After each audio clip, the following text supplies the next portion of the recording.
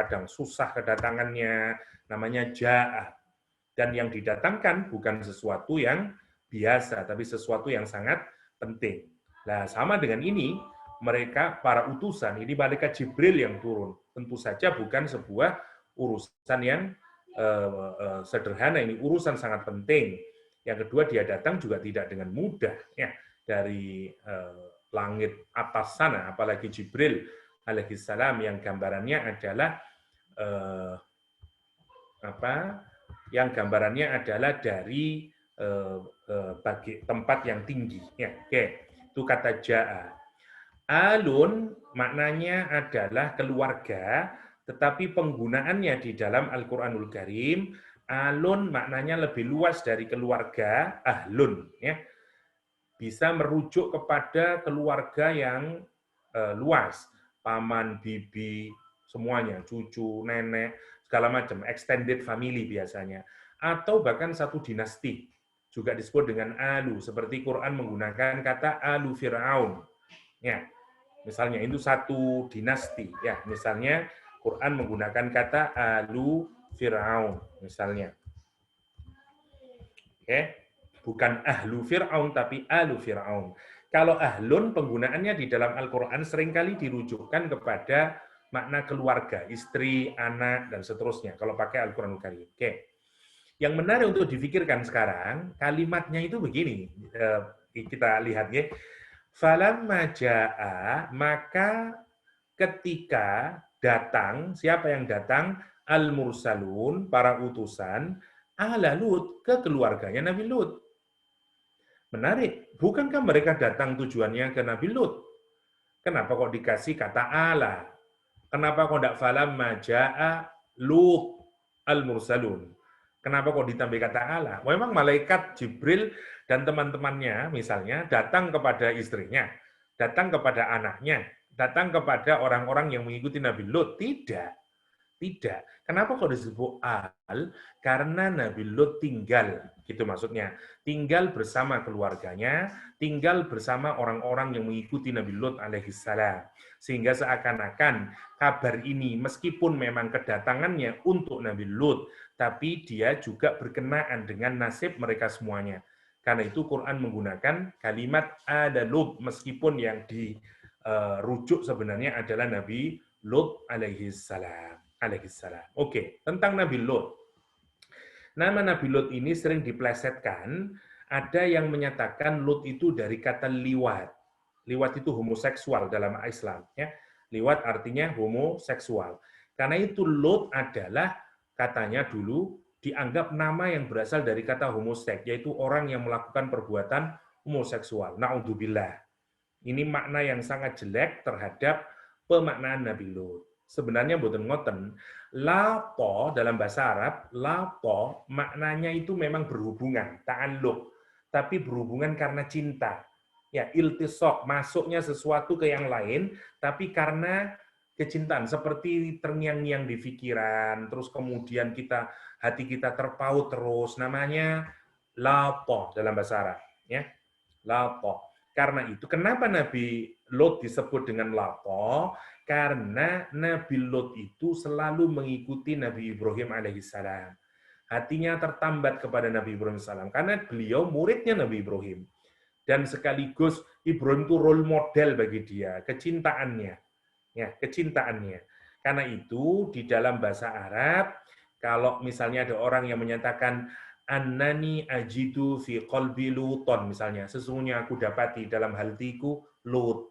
Maksudnya adalah ta'alluqan wa hubban, yakni gumantung lan tresno, ngoten namanya ta'alluqan wa hubban, gumantung lan tresno. Jadi kalau kita punya perasaan terhubung terus, ta'alluq terus, dan hub, cinta, namanya lub. Maka orang yang terus terhubung dan terikat hatinya, misalnya kepada Khalilullah, yaitu Nabi Ibrahim alaihissalam, disebut dengan Lut. Ini namanya Lut. Ya. Oke, itu Al-Quran menjelaskan proses kedatangan yang tidak mudah. Ya, jauh dia datang ke keluarga Nabi Lut dan disebut dengan mursalun. Al-Quran tidak penting menjelaskan namanya, tapi menjelaskan bahwa dia orang yang diutus. Maksudnya dia datang bukan karena kehendak dirinya. Dia diutus, berarti ada yang mengutus. Karena itu dari awal sudah dijelaskan, ini kedatangan tidak mudah, ini ada utusan yang otoritatif, yaitu dari Allah Subhanahu wa Ta'ala. Dan tidak disebutkan Al-Quran.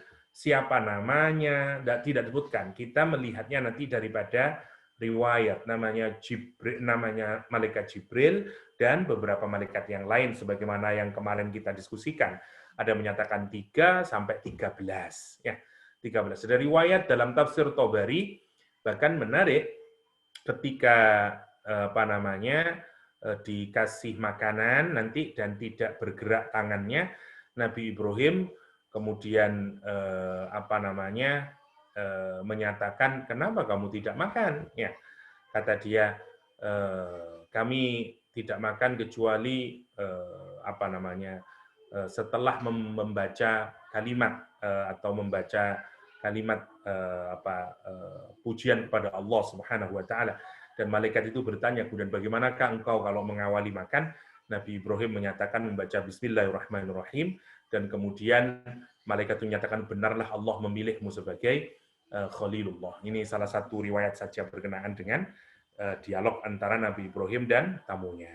Gimana responnya kemudian? Jadi Nabi Lot, sekarang tamunya datang ke rumahnya Nabi Lot. Kita tidak tahu bagaimana ceritanya, prosesnya, tidak didetailkan oleh Al-Quranul Karim. Yang jelas sekarang, falamma ja'a ala lutinil mursalin. Qala, Nabi Lut responnya digambarkan Al-Quran, innakum qaumum mungkarun. Sesungguhnya kalian semuanya ini adalah orang-orang kaum, lebih berarti kita ini menyebut kaum berarti kalian ini dari orang mana ini? Itu kira-kira. Itu kaumun, kalian ini adalah kaum atau orang-orang mungkarun yang diingkari. Maksudnya diingkari itu jadi lawannya ma'ruf, ya, lawannya ma'ruf adalah mungkar. Oke, lawannya ma'ruf mungkar. Karena itu disebut dengan amar ma'ruf nahi mungkar, ya. Ma'ruf itu sesuatu yang dikenal, ya, sesuatu yang sudah dikenal. Oleh siapa? Oleh publik, oleh orang banyak. Namanya ma'ruf. Ya, misalnya zina itu jelek, misalnya menolong orang itu baik, ma'ruf. Itu sebagai sesuatu yang sifatnya ma'ruf. Semua orang sudah tahu bahwa itu adalah sesuatu yang baik. Mungkar, sesuatu yang belum dikenal atau tidak dikenal. Tidak dikenal siapa? Tidak dikenal oleh publik. Atau yang nomor 2, atau dia diingkari oleh akal sehat. Karena itu disebut dengan mungkar. Jadi perbuatan mungkar itu sebenarnya adalah sesuatu yang belum atau tidak dikenal oleh orang banyak dan dia diingkari oleh akal sehat. Nah, ketika Nabi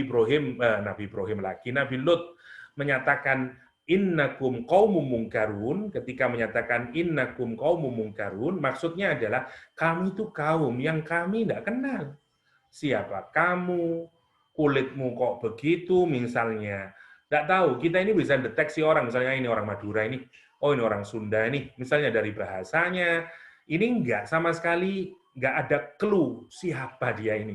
Qaumum mungkarun. Cara dia mungkin berpakaian dan seterusnya. Nabi Lot tidak bisa mendeteksi. Memang kami tidak kenal siapa dia, dan orang banyak juga nggak tahu dia. Nah, itu namanya qaumum mungkarun. Qalu bal ji'naka bima kanu fihi yamtarun. Kata mereka, qalu mereka menjawab, bal akan tetapi, ji'naka kami datang kepadamu, bima dengan sesuatu, tidak disebutkan, tapi dengan sesuatu, kanu yang adalah mereka. Kanu itu untuk menunjukkan fi'il madhi atau untuk menunjukkan perbuatan yang sudah mereka lakukan sejak zaman dahulu. Ini ya. Jadi nanti sering di dalam Al-Quran jenengan akan dapatin kata innalladzina kanu, banyak begitu-begitu itu. Maksudnya begini, kalau dalam bahasa Inggris ini untuk menunjukkan gini, kanu, saya tulis ini ya, kanu Gini, kanu itu untuk menunjukkan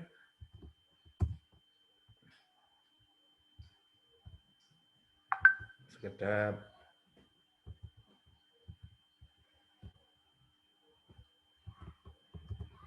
kanu untuk menunjukkan perbuatan yang sejak dahulu sudah dilakukan dan terus berlangsung hingga kini. Itu namanya kanu, kalau diungkapkan untuk orang yang masih hidup. Jadi kan menarik, ini kaumnya masih ada, kaumnya Nabi Lut, ya. Tapi Al-Qur'an itu mau menggambarkan mereka ini melakukan perbuatan ini bukan saat ini saja ya, tapi mulai dari dulu. Ya, seperti kayak apa? Ya sesuatu yang sudah dari dulu terjadi sampai sekarang masih berlangsung. Nah, itu kalau merujuk kepada perbuatan, kalau terhadap sesuatu ya berarti sesuatu yang sejak dari dulu sampai sekarang. Oke? Kata mereka, qalu, kata dia, kami ini Nabi Lut, kami datang balji'naka, kami datang kepadamu ya, bimakanu, dengan sesuatu, ya disebabkan sesuatu, ya untuk sesuatu, ya disebabkan ya, qalu balji'naka, sebenarnya kami datang kepadamu bimakanu fihi yamtarun, dengan sesuatu anu yang mereka ini sejak dulu sampai sekarang fihi, terhadap atau di dalam ma tersebut yamtarun, selalu mendustakan, selalu meragukan. Sebenarnya bukan mendustakan. Miryah itu yamtarun dari kata miryah, ya. Dari kata miryatun. Yamtarun dari kata miryatun, ya. Dari kata miryatun. Saya kasih miryah.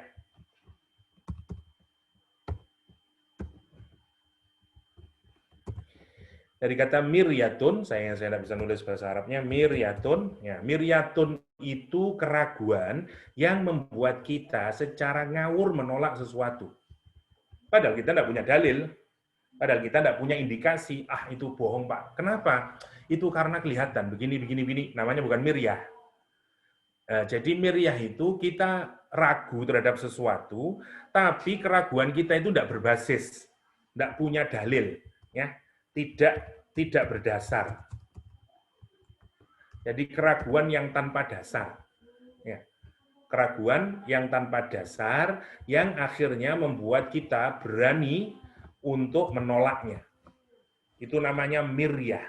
Jadi mereka ini selalu menolak dakwahnya Nabi Lut. Kalau dikasih tahu tentang azab Allah, nanti kamu begini-begini, mereka ragu yang tanpa punya dasar keraguannya, dan mereka menolaknya. Namanya yamtarun.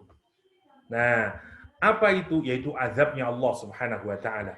Karena itu malaikat itu berkata, kami datang ya kepadamu Lut bimakanu fihi yamtarun, dengan azab, dengan sesuatu yang di dalamnya mereka terus-menerus meragukan dan mereka menolaknya. Apa itu? Azabnya Allah Subhanahu wa Ta'ala. Ya. Tapi Quran menggunakan istilah bimakanu fihi yamtarun. Mungkin kita berpikir, lah ya Ustaz, ya kenapa kok enggak dibikin mudah aja? Dibikin azab. Misalnya, qalu bal ji'naka bi'adzabin, misalnya. Kenapa kok enggak begitu? Kesannya enggak kena nanti. Selain kesan, enggak ada pelajaran yang menarik yang bisa kita ambil. Ini untuk menunjukkan kenapa sih ada orang kok bisa sampai menolak azabnya Allah. Yang mestinya secara logika sehat, kalau orang melakukan perbuatan buruk, mesti ada hukumannya. Orang yang melakukan perbuatan baik, mesti ada hukumannya.